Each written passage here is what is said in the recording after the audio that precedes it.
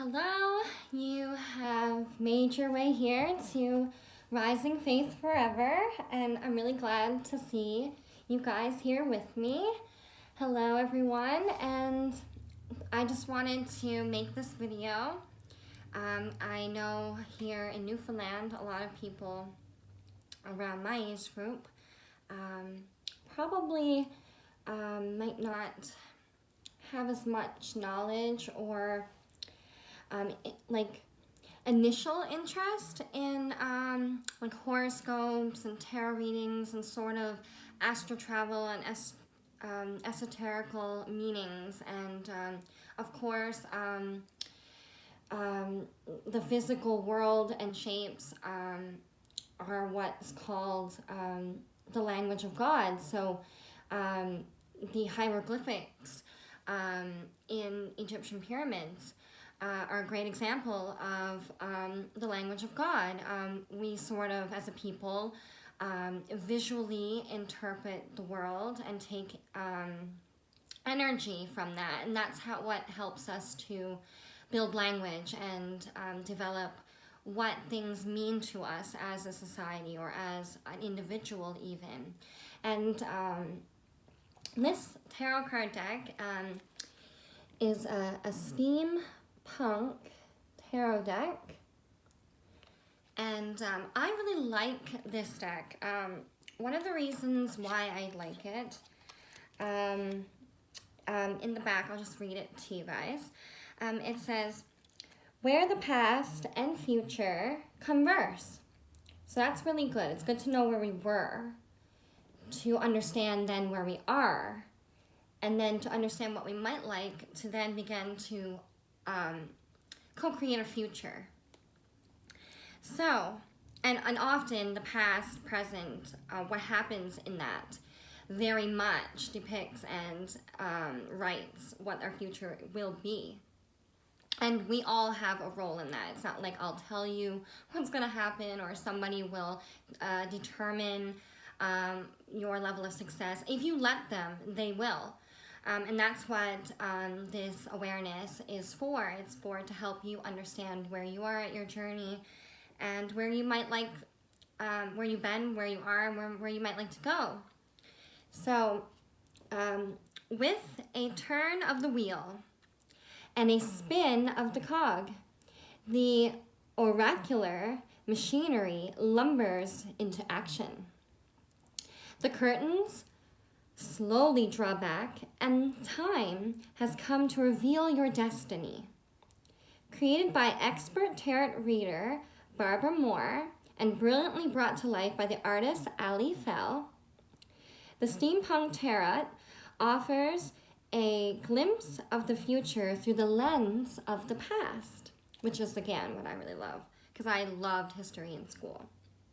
Very important to know where we've been, to know where we're going. Retooling the gears of the Rider-Waite tradition. So it's based off the Rider-Waite traditional deck. So anyone that's familiar with tarot will know that these depictions might look a little bit different, but the main essence of the reading is the original Tarot-Waite way. So the card images might look a little differently and be themed a little different in their depiction and their explanation of the message, but it still follows the Rider-Waite traditional cast circle of, so to speak. So each card's intrinsic artwork depicts a scintillizing fusion of man and machine, nature and technology, and science and alchemy, romance and fashion. The included manual offers tips, original spreads, and guidance in card interpretation. Okay, so basically what I love about this deck is exactly what it said. I think now, today in society, we are very much, as a human being, very interested and very having this very personal relationship with technology and machine. So the imagery behind this deck is something of like, it's like the Victorian age where things were very much repressed. People were very conscious of how they looked in society, how they talked in society, male and female roles, etc., etc. So in so yeah, that was a time of a bit of like a repression. People were very repressed about in their ideas about what society expects of them. But at the time, writers and artists were very inspired by the future. They were very much thinking, okay, horses carry us or pull the carriages now, and that's how we get around. But they had very much advanced a little into enough science and ingenuity that they were starting to understand how to make electronical engines at the time for vehicles, so those that can afford that kind of thing. So the writers and artists of that time depicted what it would be like to be alive in the future, and if, like, say, a horse, I'll just show you an example. There was this one I really liked. It was like a mechanical horse. Let me see if I can find it. It was like a mechanical horse. So it was like an idea of, like, back in the day of trying to understand how something alive could not be living and could still vehicle you around. So it's like their depiction of what the future might look like was a car that looked like a mechanical horse. Let me just find that card so I can confirm that. I think I saw that card last time I was going through.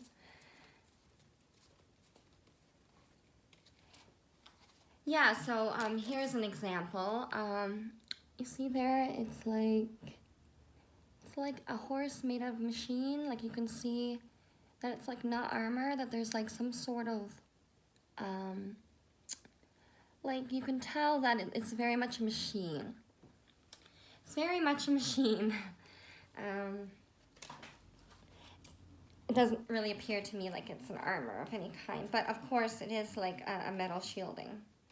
And of course there are other depictions where the horse does look more organic. But I like this deck because visually it's very interesting artwork, like, compared to some of the others I've seen. And it's still new to me. And I do like different imageries. Different imageries will inspire different things in our intuition. There's different interpretations of different types of tarot decks. Some are like focused, like one time I had an enchanted tarot deck, which I really loved because it had like little enchantments you can do, like like little esoterical meditations, like, say, if you have negative thoughts, imagine them filling up into a bubble. And as the idea, the emotion, it fills the bubble and you validate it, then the bubble gets, like, to the point of popping, and then it's gone. And then you can recognize that you've addressed it, and then now you can move on and just imagine it popping. And some people need that kind of visual cue to kind of sort their stress. So different tarot decks will definitely bring different things to it. But this one is very much focused on, I think this deck has a lot to bring. I think the messages, like, this deck was given to me as a gift by my mother for Christmas. And I always believe that gifts come in all shapes and sizes, and they're meant to come to you for a reason. So I personally probably would never have picked this deck initially, but it came to me for a reason. So this particular deck, I actually, when I see it and what it represents, it's very much to me that the messages may be aligned with society now and what we need to look at as a collective, as a whole, because we're very concerned with group work and being together as a society, I think. But we just don't go about it the right way. So I believe that technology has probably put a little bit of a complication in there. So it's very important that we understand as a conscious human beings that that we understand that we co-create our reality. So so when technology is sort of in the way of that, at sometimes we forget that we are organic and that we are part of a physical earthly world.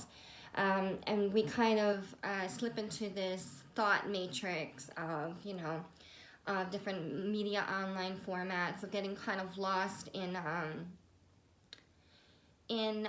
just feeling like we have to play roles or fit into what we've inherited or what our environment expects of us.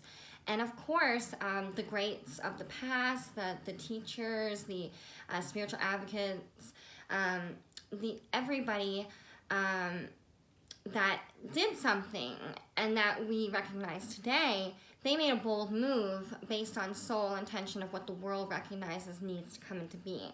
So just as they have done that in the past, it is now up to us as conscious individuals to own our own power and gifts and to bring that newness and collective to what is already existing, and realize that we're not trapped by a person, family, a belief, a society, an institution. We are very much trapped by our own capacity to limit or to expand our thought processes on what the world is to us, and how we can begin to understand it and how it's affecting us, and how we know ourselves enough to understand what we can then begin to co-create and bring into reality.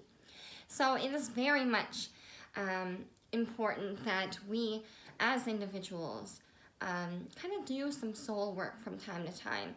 And I'm not here to say that I'm a perfect person, I've got it all figured out, that life is only love and light, that we should only ever be perfect, positive people, because that is unrealistic to expect of yourself and to expect of others, quite frankly. We all have light and dark in us for a very real reason to navigate and determine what it is that we prefer, or even if something's coming at us and it's like, oh, this feels very toxic and not good. Sometimes that toxicity comes into our life for a reason, if only just to address it and understand the recognition that, okay, is this something I need to learn and grow or take responsibility for? Or is it something I can move away from? And that is up to each individual person. I'm not trying to say cut every miserable person that's causing you distress out of your life. No, I'm saying that everybody has a certain level of negativity that we let out from time to time, and that does affect others. But what we can begin to do is begin to navigate that source of a negativity, because I'm not trying to say we all have to be light, but I'm saying it's something that we probably struggle with, is self-love and recognizing our light and our gifts. And that is what makes us, those rejections of ourselves and feelings of ourselves and what we think others should see us as, and if they're seeing us correctly. All this outside of ourselves work that we're doing and putting that energy into others away from ourselves is actually the very thing that's causing us to be very much unhappy. And this is not like, oh, you're in the fault, you're in the wrong. It's all. No, I'm not here to make anybody feel bad about that. This was something I've been running away from. Like I myself am very much a person that loves to kind of help others. I'm very comfortable in working other people's darknesses or energies or even dreams. Even I for a long time in my life, I've kind of felt I had to reject my sort of space and to be more convenient for others. But what that was doing over the 29 years of my life, it was building up toxicity and neglect and distrust in myself. I was beginning to say, I care love and will do anything for anybody and love them with everything, even someone I just met, but I'm unable to give it to myself. Just let that sink in. When you're unable to give it to yourself, that is when you feel like you're struggling, like you're sinking in your own water. And you are born into this life with everything you need to pull yourself under and allow yourself to give up and drown, or to swim and to navigate. And this is what I'm here for right now, if you're watching this video, is to be here for you to help me to help you. I'm not here to force any connection, to tell anybody what to do. I am simply here to share my very real light and dark journey and share some of these awarenesses that I've come into consciousness. And every day I'm coming into new consciousness, and I'll go blah, blah, blah to my boyfriend, or I'll go blah, blah, blah to a person on the street who may or may not be interested, but it's clicking, but might not.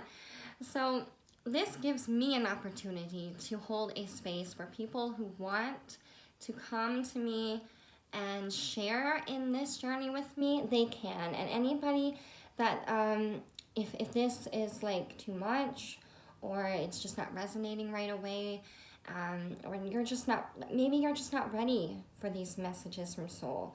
You're not ready to depart from the karmic cycle that you're in, and you haven't, you're not finished with it for whatever reason. I mean, you might think, well, I'm not wanting negativity for myself. I'm not wanting to co-create all this negativity, but I'm here to say that I've done that for myself. I've co-created negativity when I thought I was doing the right thing. So sometimes we're in a karmic cycle that our mind hasn't been able, we haven't seen the truths in ourselves and outside to know how to move out of that space yet.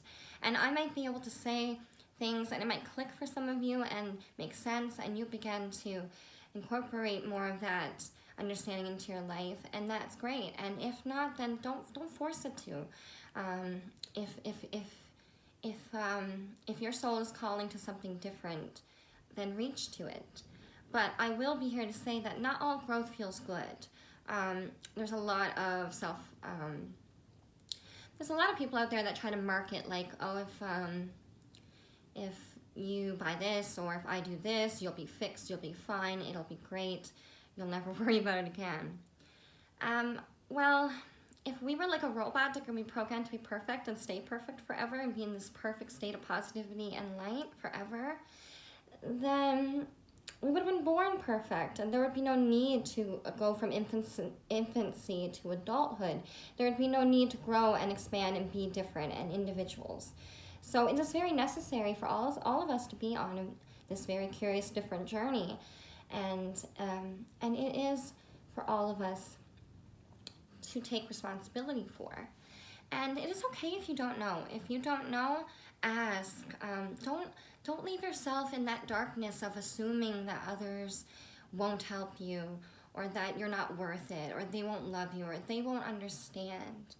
I'm here to say that people can only understand you if you understand first yourself what is wrong, and then to begin to express it. And anybody that honors that and cares about you, when you express that, they will be there to meet you with understanding and loving guidance, or at least be there to hold your hand. And anybody that is going to kind of reject that, it's not so much that they reject you. Don't take it too personally. It's very much that they're rejecting their inability to understand themselves and to understand that process.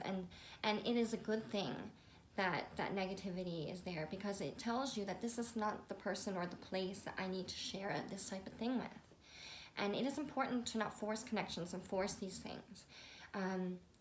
Our boyfriend, our mother, our father, our sister, brothers, friends, all these people are connections that we choose to be around. And we might connect over certain things, but that does not necessarily hold them accountable to be able to understand all of you and to help you, or to guilt them into doing more than they are able to for you.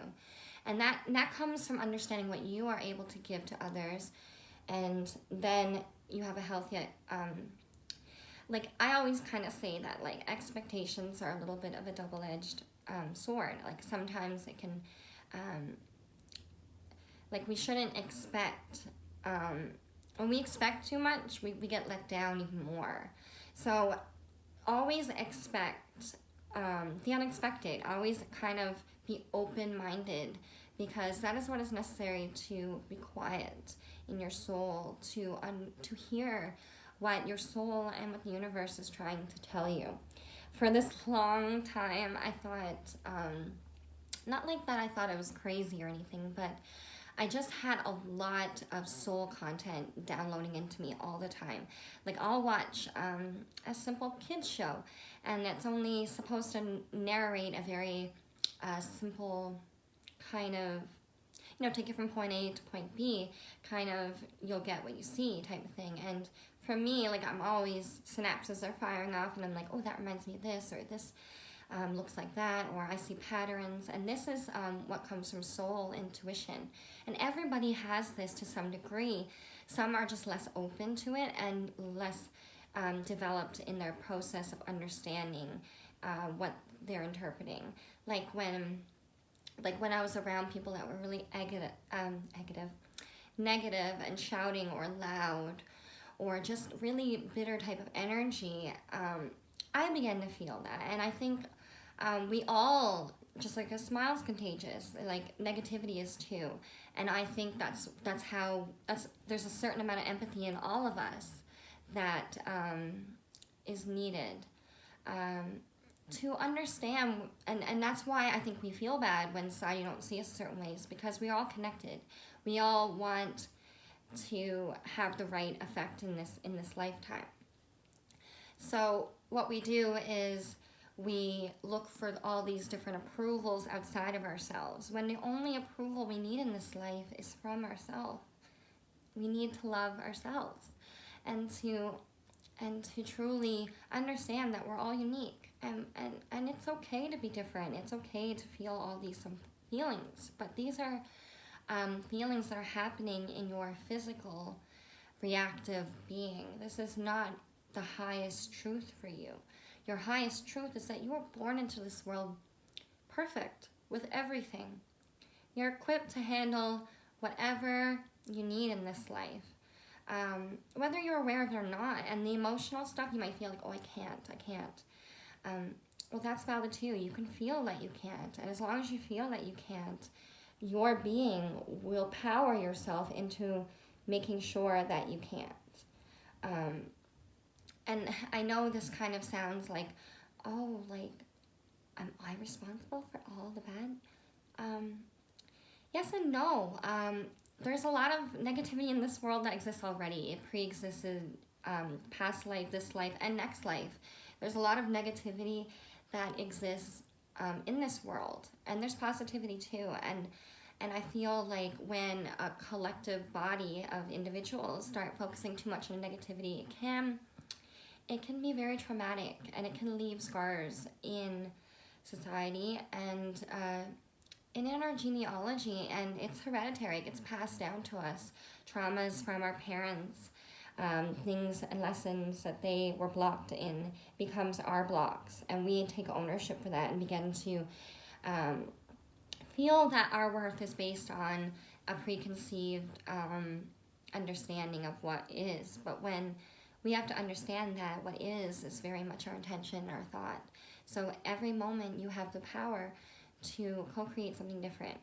For so long, I was so much afraid to make a YouTube channel, or to share, or to talk, or to reach out, or other than in physical ways, like when someone is physically in my space, and I felt like I had to just do what it took and be an empath and be connected to them. It took me a long time to realize what I want to project and what I want to accept. So this is my call to being. So I'm not saying that I'm already on the other side of that rainbow and I'm perfect. No, I'm saying that I'm choosing to be very brave and do the things that I was very much afraid to. Not a lot of people might know this about me if they know me personally, because I'm very talkative, and I show that I'm very capable and confident, strong. But I'm actually underneath, when I'm home or I'm alone or by myself, I'm very I get a lot of social anxiety. A lot of things carry home with me, and a lot of people are like this. I think everyone is like this to a certain degree. They take certain things, we build up things inside of us as we grow and experience things in this life. So for me, it took me a long time to come into my power and to just sort of be like, can I do it? I know I can do it. And for me, it's like a lot of this stuff was on rational levels for a long time. It's like I could rationalize why to do it, why not to, am I worth it, I'm not worth it. Like all these emotions